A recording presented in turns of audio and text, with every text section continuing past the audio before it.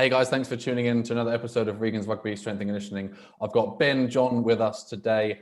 At the Rugby Trainer is his Instagram handle, where I found him, and he's got awesome content. I've been trying to bag him onto the show for a couple of months, and now we've got him here. So cheers, Ben, for giving us some of your Monday afternoon. Yeah, mate, thanks for having me on. As you said, it's been trying to get me on, and I've been quite busy over the last few months with the Six Nations and the rugby stuff. But yeah, looking forward to this. Looking forward to the chat, mate. Thanks. Cool. I think because we just said just before, I found you in lockdown, which was maybe about 6 months ago. And then when I went and I Instagram stalked you now, that your followers had gone up like 50% again. So it looks like your profile is just going massive right now. Yeah, it's mad. Yeah, considering I started the Rugby Trainer 6 months ago, and it's just. You started it 6 months ago as well. Yeah, so I was a personal trainer, but the page was something else. The page was just my personal training page. And then I decided to leave because I was a head coach at a gym in London called Manor. And then after first lockdown, I thought, right, what shall I do? I mixed decisions of doing rugby again because I started doing a little bit in the first lockdown. And I thought, I leave my role. Tough decision, but I left my role in Manor and I decided to start the Rugby Trainer, which was mad. I looked on like Instagram and the handle was free, and then I looked on the website and the URL, the Rugby Trainer. I was like, oh my god, no one's. Why has no one bagged that up? Yeah, why has no one bagged it up? So I took it, and it's gone from strength to strength. It's been a fun journey. That's wicked. And then I don't know the full journey, which I'd love to hear about, but you played professionally in Wales? Yeah, that's right. In Wales for a team called Ospreys. So I spent all my career there. So it was a 9-year career. Retired when I was, last game was 26. Retired when I was 27 then.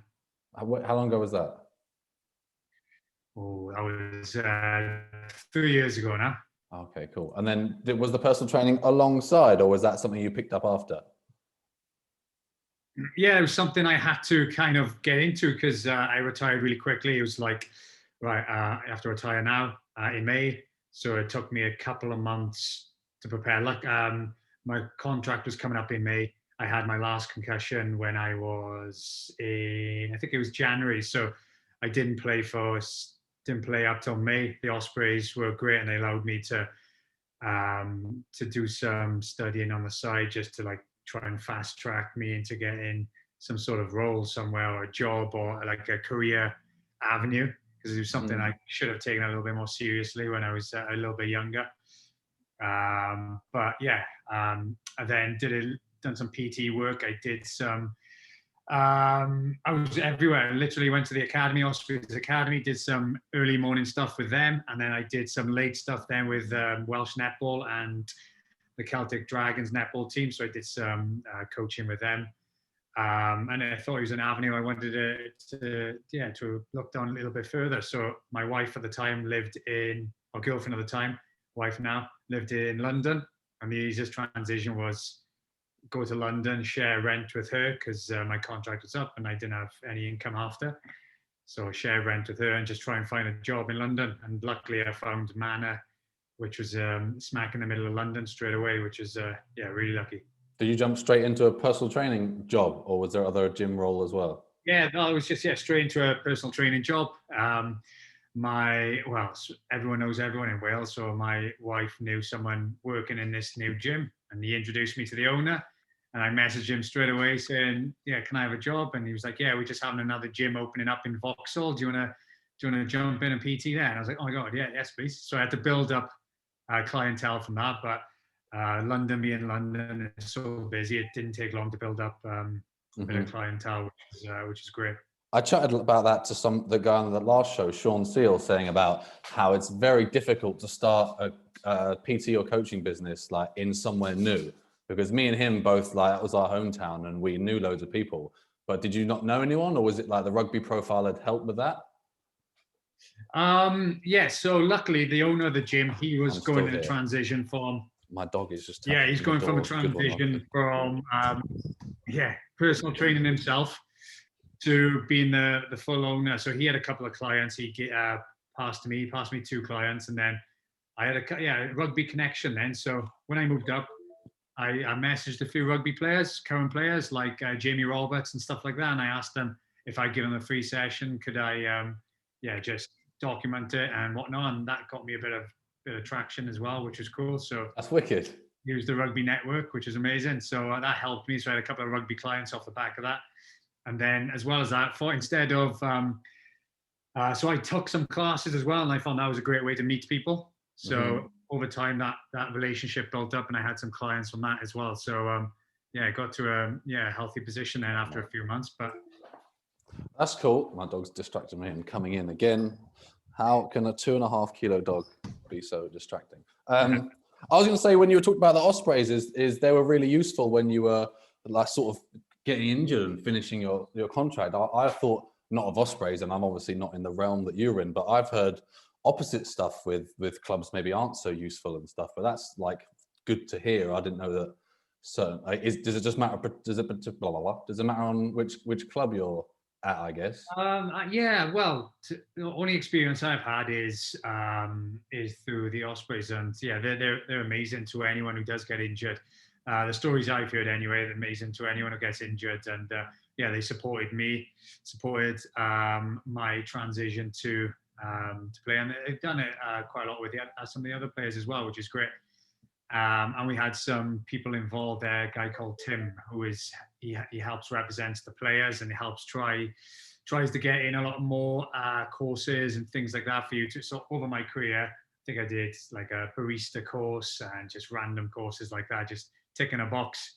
But I didn't have a clear pathway of what I wanted to do. But luckily I jumped on a level 3 PT course, which helped me then. What's your coffee of choice then, Ben? Oh, I do like an Americano. Just get the flavor in. None of the fancy stuff. Just get pure coffee. I don't. I think the milk like dilutes it sometimes. I'm not like, I've been into a shop sometimes and they'll say like light, medium, or dark. And I was like, what the hell does that mean? And then the roast, I was like, it's just fucking coffee, mate. But just put the coffee on. What? Yeah, just put the coffee on it. I just want a coffee. So plain black coffee is great, a tasty one. Exactly. And then we said just before that a lot of your training was kind of PT last year when you started the Rugby Trainer sort of brand, and now it's more skill stuff, and you're getting more of a traction on that. Yeah. So as I transitioned, I thought, me and my wife, she does a lot of like branding and things like that. So she works for a company. You're cheating then, mate. Oh yeah, she helped me. So she helped me a lot. So my initial thing was just, because London is so big and there's so many rugby teams around like where I'm based anyway, I'll just do PT for rugby players. And then as lockdown happened, then I just started doing more skills stuff, and that started to get a lot more traction. So I just thought, why am I doing PT stuff when the coaching and the skill stuff is what I really enjoy? I'm a lot more passionate for. So because I remember the first time you messaged me, I was doing more PT side of things. Yeah, I think so. Yeah, and then you're doing kettlebell workouts in your front room and stuff. Yeah, that's it. Yeah, so everyone was in lockdown. So just swinging kettlebells. In lockdown, I've just grown to love a kettlebell. Whereas before, I thought it was just a gym class you go to down the local leisure centre. Whereas now, I'm like, oh my god, these are the best things ever. I said before, it was someone called Max I had on here again like half a year ago. I've actually enjoyed not being in the gym for so much, because I was slugging away like 2-hour workouts for like 10 years. And now like going to a gym park and having a few dumbbells, like it just freshened it up a bit. And I had to do different stuff. And it's nice to like, you need your hood up because it's so cold, and like you need to actually do a warm up, and like the novelty was back of like training when I was like 16, 17 with my dad's weights in the garden or something.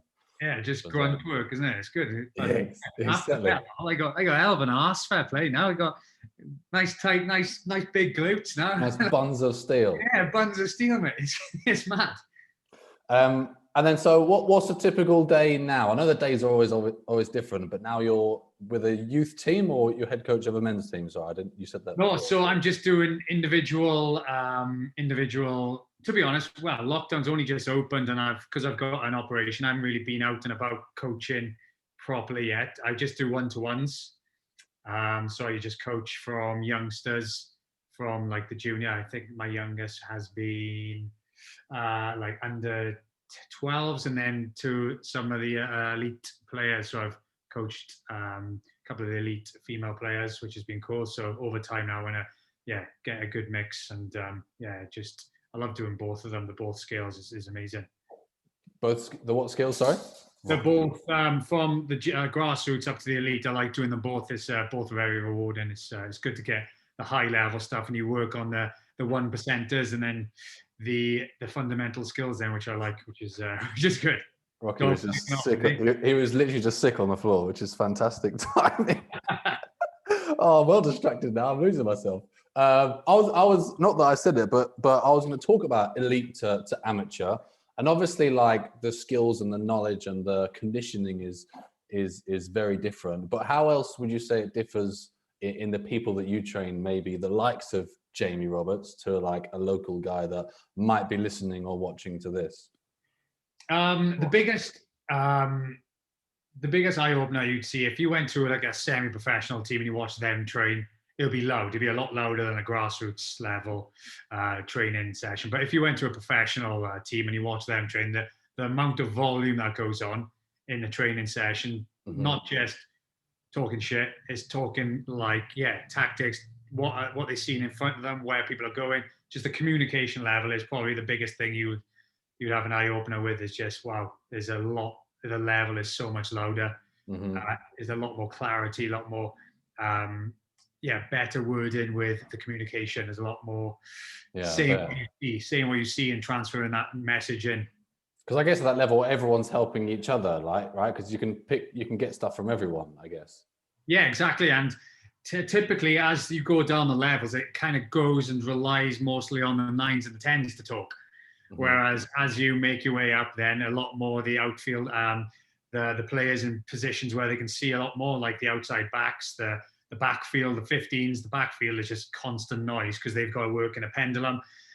And obviously the scrum halves are the chopsy ones, so you get them just talking all the way through. But the volume is just so much more. Even with the forwards talking about the pods coming on the corner. So it's just it's definitely worth, if anyone can, just try and get involved when lockdown allows, just to go and watch a pro training session. Can people do that? I didn't know. Like, I've never been thought to do that. You can just go to their pitch or what?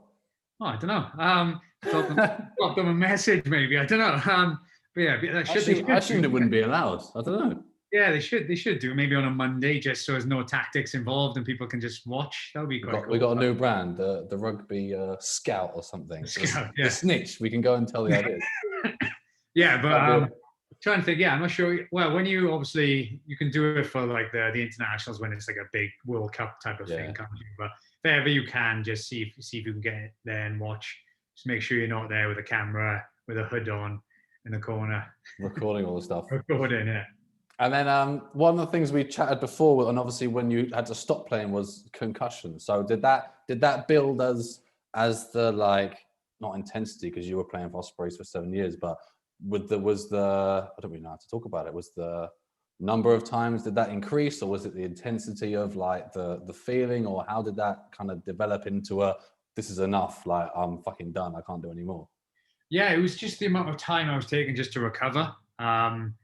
It's just, for example, I would say I had a headache from Monday to Thursday. Oh wow! I had a headache Monday to Thursday, and on Thursday then the headache would go. So I would start doing the process of return to play, where I would just go for like a light cycle, which is like 140 heartbeats, just to start off like the HIA protocol, and then I would do that, and then I'd have a headache then until another week. And then I'd have to start that process again. So every time I'd have one, that process just seemed to get longer and longer. I would just take so much more time to recover. And in the end, it took me, I had 6 months out. I came back, and then within like 2 games, I got knocked out again. And I got to a point where I might have to I'm going to take a year out now to see if I can fully recover. And then that was the year I took out to get to London, just to get away from rugby. So my contract was up in May, and I was going to take a year out to recover. A tough decision, but I thought, right, I need to get out of this environment, because I know if I'm in this environment, I'll probably be itching to get back, and I'll probably miss it a lot more. And It'd be a tough place to be. So I decided to come to London, be a PT. And it was about 8 to 9 months later, I started training again. And yeah, I just did a fitness event. I think I did like, it was a max rowing challenge or something like that in 3 minutes or something. So went for that, and then I just had a stinking headache for days again afterwards. And I was like, right, this is 8 months into recovery, 9 months in, sorry.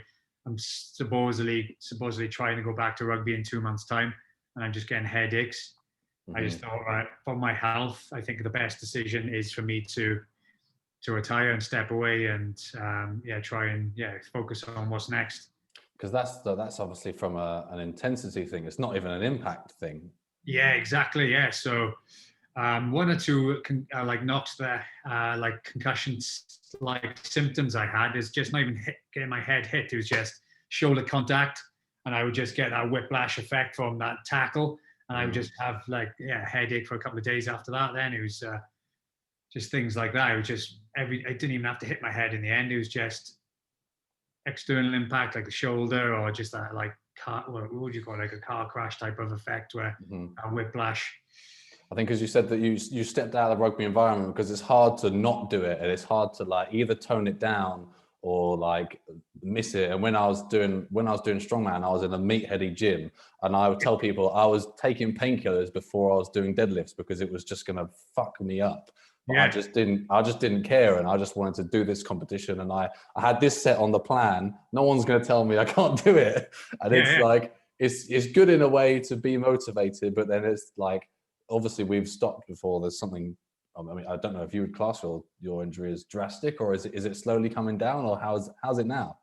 Well, we are 3 years post now, and I feel like I'm back to normal, being up to like max heart rate, and I haven't had any reactions. The only thing I do suffer with, but this is something the doctor said I wasn't sure if I was born with, but I get really dizzy and nauseous with lines, anything to do with like lines on the floor, or if you're wearing a shirt now and you had a blue and black lined top, I would get really like, I couldn't focus on you, and I get really dizzy. So I'm not sure if that is concussion related or something I'm born with. But do you need glasses or anything? No, that's the weird thing. I had all the tests done as well. Another good thing the Ospreys did, I did all the tests from eye specialist and like what else did I have? I've seen a few brain specialists and stuff, and my eyes were perfect. They just don't know what the issue is with my my vision. Sometimes when I was recovering, I found it really hard to focus on anything that moved fast.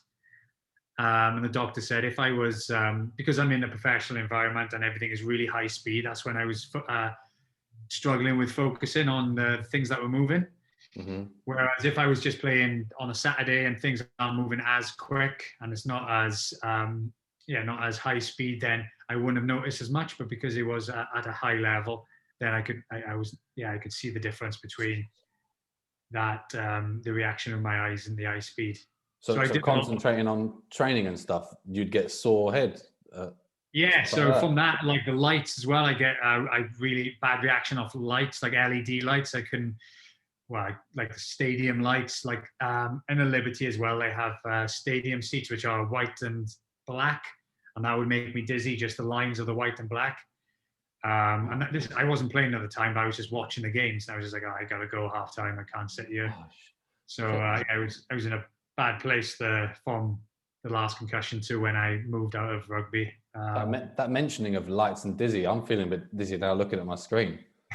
Crazy, it puts that idea in you. It was a tough period. And I think that's why I moved away from rugby completely for 2 years, just because it was a tough time, and I felt as if I didn't get what I wanted out of rugby either. I wanted to play for Wales, and I didn't make the Welsh like setup or anything. So I thought, I didn't achieve what I wanted to in the rugby. So I was like, I'm gonna just do something totally different. Well, not totally different, but something that's away from rugby. But I found that this has helped me a lot more now, just coming to terms with everything, just going back into rugby and enjoying it a lot more. And so it's that transition, I think, has helped now going back into it. I think the more people that I've helped, like outside of England, which is obviously Wales, I get a big pickup from Wales because it's like bloody religion over there, isn't it? Oh yeah, it is. It is religion. Yeah, that's probably another good thing. I did move out of there because when you're around and you're injured and you're around the local area, everyone's asking, "Oh, when you back? When you back? How are you feeling?" It is tough when you get asked all the time. But yeah, I think moving to London, central London, which in the centre, you probably know, in the centre of London is no rugby at all. It's just football. So that was a interesting to see, knowing when, as you said, Wales is just this religion. It's everything. It's everywhere. Because I've talked to a few guys and they like, or they all say everyone in the local, like a village or whatever, they all just fucking love it every weekend. Yeah, it's mad. Yeah, it's mental. And then something popped up after, because where was Wales World Cup? Were they semi-final? I don't really know. Yeah, we got to the semis, lost to South Africa. Because I think when I see a lot of infographics, a lot of them are fucking bullshit. But one of them was about like the tiny nations have like such a massive, like, their performance at rugby is massive. Obviously, New Zealand's one, and I think Wales was the next one that they thought of, because the population is what in Wales? 3 million, something like that. Is it only 3 million? Yeah, 3.5 maybe. Yeah. And obviously, I remember the Autumn Nations was a bit of a pants time for the national team, but this Six Nations, obviously, they're smashing it.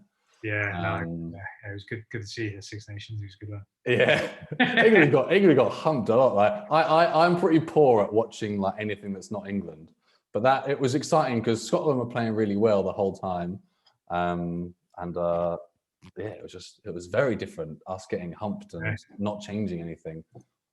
Yeah, it's interesting, isn't it? Like when you see, for example, when you see like the Welsh regions who aren't performing the best, and you look at the Irish regions, and they're all awesome. The Irish regions are really well performed at the moment. And then you go to international, and the Welsh team just come together and they just transform into, an awesome outfit. And then the other teams, then they don't seem to come together as well. This is an interesting thing. Is like that passion in Wales? It just brings everyone together, and they just perform so well together. It's mad. That's wicked. What's it like? Like I don't know if anything happened when you were playing, and the club or someone would get some really bad stick. Like, do you guys either ignore it, or are you not allowed to reply, or is it's just ignored and you go training and whatever? Like, what's that like obviously from your experience? Yeah, so good question. A lot of the guys like most of them stay off social media, to be honest, as rugby players. I think it's just kind of like the culture. You don't see any like Northern Hemisphere. You don't see many superstars who are big on social media as rugby players, and especially in Wales, like Dan Biggar, Justin Tipperick, they both haven't got like Twitter or Instagram or anything, so they stay off it. And if you stay away from the papers, it's you can kind of just get on with your work and get on with your job. And it is difficult, because if you do have Instagram and Twitter or whatever, and you do like search yourself after, or see the like search Ospreys or whatever after the game, you do get some people on there, giving their opinions, and it is tough. It's everyone's opinion.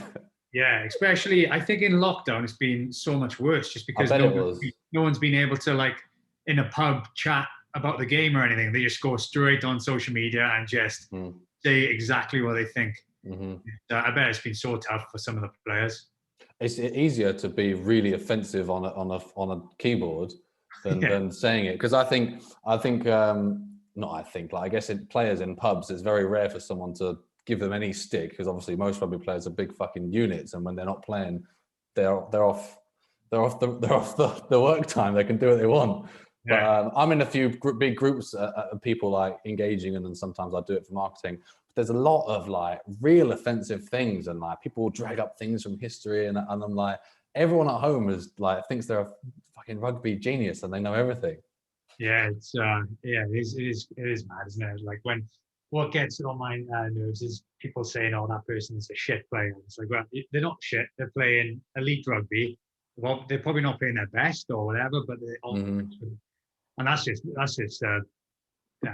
it's not much offense in that, as they call someone shit, but some of the stuff that's going out there is a lot worse than even that does my head in when somebody goes, "Oh yeah, they're a shit player." I'm like, well, no, they're not. They're playing. If they're on TV, they're gonna be pretty good, mate. Oh, I just lost you.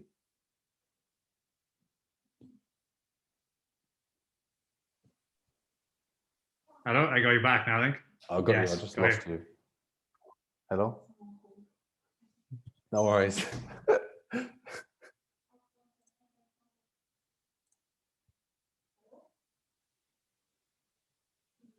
Viv, I need it.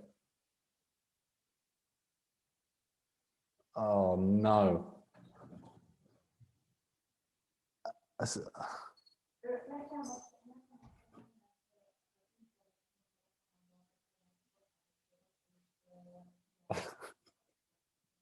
Hello? Hey, you're back. I think it's still recording as well. Happy days. I don't know. We'll figure out. Mate, our internet has run out. I told you we got a new house. Internet's run out. So my fiance has got her 4G hotspot on, and it turns off. It turns off if someone calls her. So it just turned off. I don't know if it's going to record that or not. I hope it will. What were you saying? Because I got very. I was talking about social media and that sort of thing. Yeah, the reactions of people on there. It must be well tough because it didn't happen 10 years ago. Like, yeah, you could get like a lot of personal abuse because you just tag someone and it's going to pop up on their phone if they're sitting at home with their like Saturday night with their families. Yeah, and I like my experience of it. Luckily, I wasn't. Well, not luckily, but I wasn't a big name in the limelight all the time. So some of the guys, I bet, have a tough time, I bet, with it all. So a lot of them do stay away from it, and as well as understanding and trusting people's opinions. Like, why would you trust someone's opinion on social media where they probably have zero credibility in professional sport or professional rugby? So if it was your coach that said it, you would probably think, oh yeah, actually, I'll have a look at that. Whereas, yeah. I think that my internet's going to go a lot more, so I think I might have to cut it short, which is annoying. But before I do, let me just buzz on Facebook and see if we got any live questions, because with a new house, Viv's getting called by all these very important people. And so it's good. Yeah, I just moved into a new house now, or flat. Yeah. Last week was carnage with the internet. Oh, it's terrible. Yeah. Anyway, I'm on Facebook. Right, there's nothing here, but if anyone watches this later on, leave a comment and I'll send it over to Ben, and I'm sure he will answer. But yeah, I'm going to wrap it there because I know we're going to cut the internet again. So I really appreciate it, mate.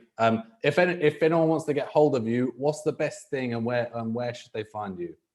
Yeah, find me at the Rugby Trainer. That is on Instagram. That's where I'm most active. So yeah, drop me a message and then I reply to mostly everyone. So yeah, everyone actually, not mostly everyone. That's good. And his page is very informative and very hilarious. So you definitely should follow it. But no, cheers. Thanks a lot, Ben. My internet's buggering me up, but we got most of the topics in. And yeah, appreciate your time, mate. Yeah, nice one. Cheers, mate. Cheers, buddy. Talk to you soon. Thanks for having me on.